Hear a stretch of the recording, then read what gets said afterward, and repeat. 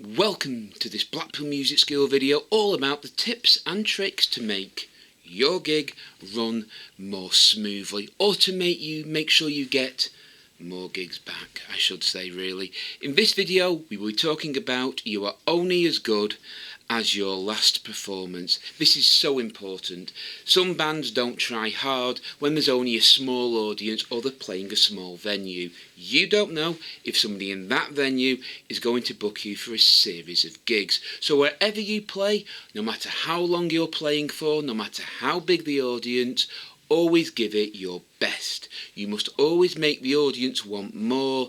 They must want to see your band again. Remember, there could be just one person in that audience who might book you for a series of gigs. So it's so important to always try your best.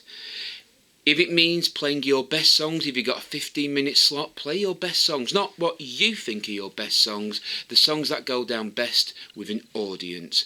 Always give it your best. I hope you found this video useful. If you have, please give us a thumbs up and subscribe to Blackpool Music School for more videos.